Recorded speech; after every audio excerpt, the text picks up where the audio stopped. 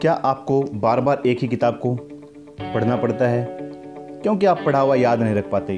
क्या आप किसी किताब को टाइम से फिनिश नहीं कर पाते? क्या आपको बुक रीड करना बोरिंग लगता है? क्या आपको किताब खोलते ही नींद आने लगती है? या फिर आप किताब पढ़ने से अपना मन चुराते हैं? यदि आपके साथ इनमें से कोई भी प्रॉब्लम है तो मेरा ये प्रॉमिस है दोस्तों, अगर आपने इस वीडियो को अंत तक देखा और इस वीडियो में बताई गई बातों को 50% भी फॉलो किया तो आज से आपका बुक को पढ़ने का नज़रिया पूरी तरह चेंज हो जाएगा और आपको कभी भी बुक को पढ़ना बोरिंग नहीं लगेगा और न ही किसी टॉपिक को बार बार पढ़ना पड़ेगा उसे याद रखने के लिए। जी हाँ दोस्तों, तो अंत तक बने रहिएगा मेरे साथ आपके अपने YouTube चैनल आस्तिक वर्ल्ड में।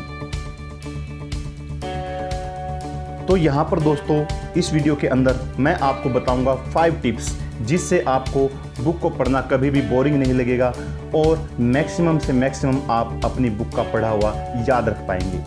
तो सबसे पहला जो टिप्स है या फिर स्टडी टेक्निक है दोस्तों, वो कोई टेक्निक नहीं है, वो हमें मेंटली प्रिपेयर करता है किसी बुक को या किसी टॉपिक को पढ़ने के लिए।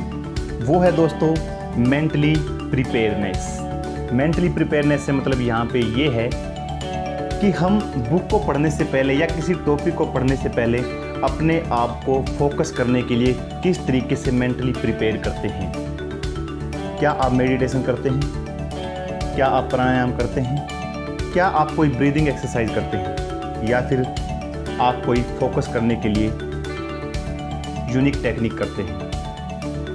अगर इनमें से कोई भी मेथड आप यूज नहीं करते दोस्तों तो ध्यान से इस वीडियो को देखिएगा।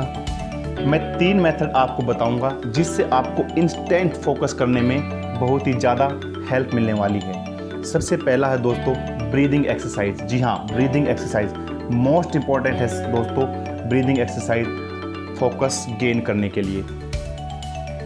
तो जब भी आपको बुक पढ़नी हो या कोई टॉपिक पढ़ना हो तो सबसे पहले आप क्या करेंगे, 1 से 2 मिनट पहले ब्रीदिंग एक्सरसाइज करेंगे। आपको 10 सेकंड के लिए ब्रीथ इन करना है और 3 to 4 सेकंड के लिए होल्ड करके रखना है, उसके बाद एक्सहेल कर देना है। इट मीन्स आपको 10 सेकंड के लिए सांस को लेना है, 3 से 4 सेकंड सांस को होल्ड करके रखना है, उसके बाद आप 5 से 6 सेकंड सांस को छोड़ देंगे, रिलीज कर देंगे। तो ये है दोस्तों ब्रीदिंग एक्सरसाइज। इसे आप 1 से 2 मिनट पहले किसी भी टॉपिक को या किसी भी बुक को पढ़ने से पहले करेंगे। आप देखेंगे कि आपका जो माइंड है वो धीरे धीरे फोकस होने लग जाएगा। उसके बाद दोस्तों जो दूसरा मेथड है वो होता है दोस्तों काउंटिंग का। जी हाँ, काउंटिंग 1 2 3 4 5 6 माफ़ कीजिएगा, ऐसे नहीं दोस्तों, आपको रिवर्स काउंटिंग करना है। 100 99 98 97 96 95 94 and so on up to 1 तक हम जाएंगे। आप 200 से स्टार्ट कर सकते हैं, 300 से स्टार्ट कर सकते हैं, जहाँ से आप पसंद करें वहाँ से आप स्टार्ट कर सकते हैं, लेकिन आप इसको 1 से 2 बार करेंगे। जैसे आप ये काम करेंगे तो आप देखेंगे कि आपका फोकस होना शुरू हो गया है। अब बात करते हैं इसी में तीसरी टेक्निक की। ये है दोस्तों रिवर्स अल्फ़ाबेट्स। जी हाँ, रिवर्स अल्फ़ाबेट्स। आप अपने मन ही मन में बोलना शुरू करेंगे Z Y X W and so on up to A तक हम जाएंगे। अगर आपको इन टेक्निक्स पे विश्वास नहीं होता दोस्तों तो आप अभी इनको करके देख लीजिएगा, आपको निश्चित रूप से बेनिफिट मिलेगा और इंस्टेंट फोकस करने में आपको हेल्प मिलेगी। या इसके अलावा आप स्क्वेयर्स को कर सकते हैं 1 to 20 तक। 1 is to power 2 = 1 एंड 2 का स्क्वायर क्या होता है दोस्तों 4, 3 is to power 2 9, इस तरीके से 20 तक। तो दोस्तों ये थी फोकस करने की कुछ टेक्निक। उसके बाद दोस्तों जो दूसरा मेथड वो है अपने पर्पज़ को जानना कि हम एक किताब को क्यों पढ़ रहे हैं। जब तक हम ये नहीं जानेंगे, हम अपने ब्रेन को ये पर्पज़ नहीं देंगे, अपने माइंड को ये पर्पज़ नहीं देंगे कि हम किस लिए किताब को पढ़ रहे हैं, किस लिए उस टॉपिक को पढ़ रहे हैं, तब तक वो प्रिपेयर नहीं होगा उस टॉपिक को गेन करने के लिए, उस टॉपिक को होल्ड करने के लिए। तो दोस्तों अपने आप से ये सवाल कीजिए कि हम इस टॉपिक को क्यों पढ़ने जा रहे हैं, इस टॉपिक से हमें क्या बेनिफिट मिलेगा। जैसे कि अगर कोई बच्चा किसी कंपटीशन एग्ज़ाम के लिए तैयारी कर रहा है तो ये कह सकता है कि मैं इस टॉपिक को इसलिए पढ़ रहा हूँ क्योंकि इस टॉपिक से इतने क्वेश्चन पेपर में या एग्ज़ाम्स में आने वाले हैं। तो दोस्तों जैसे आपके ब्रेन को ये पता चलेगा कि ये टॉपिक हमारे लिए बहुत ही ज़्यादा इम्पोर्टेंट है और इसका कितना इम्पोर्टेंस अपने एग्ज़ाम में हो सकता है, वो तैयार हो जाएगा इसको होल्ड करने के लिए। दोस्तों विश्वास कीजिएगा, इस मेथड को भी फॉलो करके देखिएगा, निश्चित ही आपको बेनिफिट मिलेगा। उसके बाद आता है दोस्तों डिस्ट्रैक्शन। जी हाँ, हम चारों तरफ से डिस्ट्रैक्शन से घिरे हुए, mobile phone, TV, family, friends member. तो दोस्तों अपने डिस्ट्रैक्शन को जितना भी हो सके कम कीजिए। जहाँ पे आप पढ़ाई करते हैं, जिस भी प्लेस पे आप बैठ के पढ़ाई कर रहे हैं, वहाँ पर टीवी नहीं होना चाहिए, मोबाइल फ़ोन नहीं होना चाहिए। अगर है भी तो उसको साइलेंट कीजिए और हो सके तो उसको स्विच ऑफ करके रख दीजिएगा आपकी पहुँच से दूर। और वो ऐसा प्लेस नहीं होना चाहिए जहाँ पर आपके फैमिली मेम्बर या आपके फ्रेंड्स बार बार आते हैं। और अगर आपके पास ऐसा स्पेस, ऐसा प्लेस अवेलेबल नहीं है तो भी जितना हो सके इन डिस्ट्रैक्शन से बचने की कोशिश कीजिए ताकि आप स्टडी के अंदर पूरा फोकस कर सकें। उसके बाद दोस्तों ब्रेक। जी हाँ, break, this is the most important part of our study. हमें ब्रेक लेना आना चाहिए। दोस्तों मैं आपको बताऊंगा पोमोडोरो टेक्निक, जिसमें हम कुछ टाइम के लिए पढ़ाई करते हैं और फिर कुछ मिनट का ब्रेक लेते हैं। इससे हमारी एफिशिएंसी बढ़ती है, प्रोडक्टिविटी बढ़ती है। तो इसके लिए दोस्तों आप ये कर सकते हैं, या तो आप 50 मिनट्स तक स्टडी कीजिए, 10 मिनट्स का ब्रेक लीजिए, या फिर दूसरा मेथड जो मैं भी फॉलो करता हूँ और बहुत सारे टॉपर भी फॉलो करते हैं दोस्तों, उसमें आप क्या करेंगे, 20 मिनट्स तक आप स्टडी करेंगे और उसके बाद 5 मिनट्स तक आप वही रिवाइज करेंगे जो आपने 20 मिनट्स के अंदर पढ़ा है। इसके बाद आप 5 मिनट्स का लेंगे दोस्तों ब्रेक और उसके बाद फिर से इसी साइकिल को रिपीट करेंगे। जी हाँ दोस्तों, मैं दोबारा रिपीट करता हूँ, 20 मिनट्स तक आप टॉपिक को पढ़ेंगे, 5 मिनट्स तक आप उसको रिवाइज करेंगे और 5 मिनट्स तक आप लेंगे ब्रेक। जी हाँ दोस्तों, ऐसे ही करना है आपको। लेकिन अब यहाँ पे ध्यान रखिएगा, अपने ब्रेक के दौरान आप क्या करते हैं, ये भी बहुत ही ज़्यादा इम्पोर्टेंट है। सबसे पहले आप मोबाइल फ़ोन टच नहीं करेंगे, मोबाइल फ़ोन का यूज़ नहीं करेंगे, आप टीवी देखने के लिए नहीं जाएंगे, आप फैमिली मेम्बर के साथ नहीं बैठेंगे बात करने के लिए, या फिर अपने फ्रेंड के साथ भी बात नहीं करेंगे। आप इतना कर सकते हैं, वॉक ले सकते हैं, या फिर हल्की फुल्की एक्सरसाइज कर सकते हैं, या फिर कोई गाना गुनगुना सकते हैं। जी हाँ, गुनगुना सकते हैं, आप गा सकते हैं, लेकिन ऐसा नहीं है कि आप म्यूजिक सिस्टम खोल के गाना सुनने लग जाएं। तो ये था दोस्तों ब्रेक लेने का मेथड। उसके बाद हम बात करेंगे नेक्स्ट मेथड की। आपने अपने आप को मेंटली प्रिपेयर कर लिया फोकस करने के लिए, आपने अपने आप को पर्पस भी दे लिया बुक को पढ़ने के लिए, टॉपिक को पढ़ने के लिए, आपने सभी डिस्ट्रैक्शंस को भी हटा दिया, आपने ब्रेक भी ले लिए, लेकिन आपको याद ही नहीं रहता।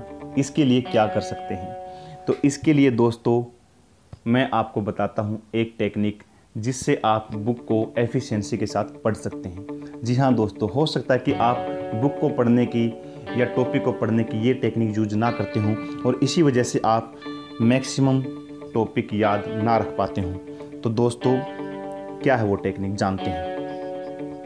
Read from book, read from book, written without book, written without book. जी हाँ, read from book, written without book. आपको किताब से पढ़ना है, लेकिन उसके बाद रिटेन करना है विदाउट बुक, किताब को खोले बगैर। जी हाँ दोस्तों, जैसे आपने कोई टॉपिक पढ़ा, उसके बाद आप अपने माइंड में उसको रिटेन करेंगे, यानी कि जितना आपने पढ़ा है उसको याद करने की कोशिश करेंगे अपने माइंड में ही, बगैर किताब को खोले या बगैर किताब को देखे हुए। अब इसमें होगा क्या, इसमें दोस्तों आपको कुछ पॉइंट्स याद रहेंगे, कुछ पॉइंट्स आपको याद नहीं रहेंगे। अब जो पॉइंट आपको याद नहीं है, आप बुक को ओपन करेंगे और केवल उन्हीं पॉइंट्स को देखेंगे जो आपको याद नहीं है। आप उन पॉइंट्स को नहीं देखेंगे जो आपको याद हैं, क्योंकि अक्सर ऐसा ही तो होता है हमारे साथ, हम अक्सर वो चीज़ें भी देखने लग जाते हैं जो हमें पहले से याद है। तो दोस्तों केवल उन्हीं बातों को देखना है, उन्हीं पॉइंट्स को देखना है जो हमें याद नहीं है। वो देखने के बाद हम एक बार फिर से रिटेन करेंगे, तो हम देखेंगे कि वो पूरा टॉपिक अब हमें याद हो गया है। अब आता है दोस्तों इसी में तीसरा, मल्टीपल चॉइस क्वेश्चन। अब अपने आप से क्वेश्चन करेंगे कि यहाँ से इस टॉपिक से कौन कौन से क्वेश्चन बन सकते हैं। जी हाँ दोस्तों, कौन कौन से क्वेश्चन इस टॉपिक से बन सकते हैं और उनके आंसर देने की कोशिश करेंगे विदाउट बुक को ओपन किए बगैर, बुक को खोले बगैर, बुक को देखे बगैर। ठीक है दोस्तों, और आप इनके आंसर अच्छे से दे लेंगे। जब आप इन क्वेश्चन के आंसर अच्छे से दे लेते हैं तो अब बारी आती है नोट्स बनाने की। जी हाँ दोस्तों, नोट्स बनाने की। लेकिन नोट्स आप तभी बनाइएगा जब आपके MCQ सारे के सारे ठीक हों। जब तक वो ठीक नहीं हो जाते सारे के सारे, तब तक नोट्स नहीं बनाइएगा। अक्सर होता क्या है दोस्तों, हम किताब को पढ़ते चले जाते हैं और नोट्स हम बनाते नहीं, या फिर नोट्स बनाते भी हैं तो दोबारा से उसी टॉपिक को एज इट इज़ उतार देते हैं। यही हमारी सबसे बड़ी मिस्टेक है। तो दोस्तों, नोट्स कैसे बनाएं? नोट्स बनाने के लिए आपको क्या करना होगा? अगर आपके पास 100 वर्ड्स का एक टॉपिक है तो आप उसे 10 से 20 या ज़्यादा से ज़्यादा 30 शब्दों में आप उसको समेट देंगे। अगर आपके पास 50 लाइन का कोई टॉपिक है तो आपको वो ज़्यादा से ज़्यादा 5 से 6 लाइनों में समेटना होगा, तभी आपके अच्छे नोट्स बन पाएंगे। और जब भी आप उसको रिवाइज़ करें तो टॉपिक को रिवाइज़ नहीं करना है, आपको केवल उन नोट्स को रिवाइज़ करना है। अगर आपको कुछ पॉइंट ऐसा याद आता है जो इम्पोर्टेंट है तो बुक्स में से रिवाइज़ कर सकते हैं, उस टॉपिक को रिवाइज़ कर सकते हैं, लेकिन केवल उतना ही जो आपको याद ना आए। और एग्ज़ाम से पहले दोस्तों कभी भी आपको उस टॉपिक को कंप्लीट रिवाइज़ नहीं करना, केवल अपने नोट्स पे ही ट्रस्ट करना होगा। इससे आप देखेंगे कि आपको याद करने के लिए एक टॉपिक को, एक बुक को बार बार नहीं पढ़ना पड़ेगा। किताब को पढ़ना आपके लिए हो जाएगा एक फ़न, एक मनोरंजन, और आप कभी भी बुक को पढ़ने से जी नहीं चुराएंगे और आपको ज़रूर अपने एग्ज़ाम में कामयाबी मिलेगी। और इस तरीके से आप ढेर सारी किताबें पढ़ते हुए चले जाएंगे। तो दोस्तों, आज की वीडियो में इतना ही। तो कैसी लगी दोस्तों आपको ये वीडियो?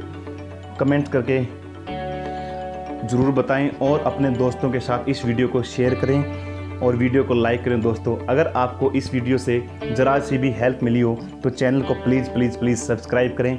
मुझे आपके प्यार की और सपोर्ट की बहुत ज़्यादा ज़रूरत है दोस्तों, ताकि मैं और भी ऐसी बेहतरीन वीडियो बनाने के लिए मोटिवेट हो सकूँ। जोश, जुनून और जज्बे के साथ हमें जीतना है।